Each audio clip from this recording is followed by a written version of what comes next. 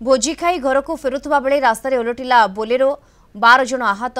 भद्रक जिला बासुदेवपुर जामुझाड़ी रास्तार बेतड़ा छक निकट में दुर्घटना घटी। तेबे बोलेरो ओलटिबारु 12 जन यात्री आहत होइतिबा बेले चिकित्सा पाई मेडिकल रे भर्ती होइछन्ते।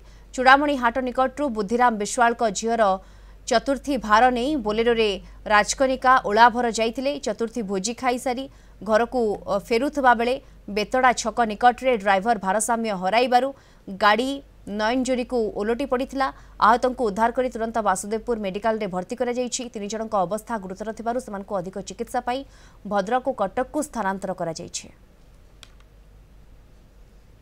फेरला बेले गाड़ी एक्सीडेंट होइछि। केते जण थिले से गाड़ी भितरे? 15-16 जण थिले। 15 जण होते थिले।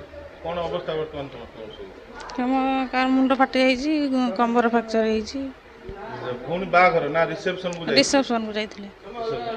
को जगह रे घटना घटला? एरा बेतड़ा पछु गुडी राती 2:30 बेले हठात गोटे जोर साउंड है घर भाइब्रेसन जो जोर है मु उठी आसी देखला बेलू गोटे गाड़ी पड़ी लोक सब चित्कार कर डाकुंट बंचा बंचा डाकुंट तापर मु उठी आसी देखला बेलू गाड़ीर सब काच गुड़ा लक हो बाध्य हो मामू को डाकिकी शाबल फटेकी लोक गोटे गोटे काढ़ी तादर थे 3 जन स्त्री लोक 2टा छोट छुआ आउ 3 जन पुरुष लोक थे आउ 2 जन झील छुआ थे टोटाली 10 जन भर आम काढ़ीचु।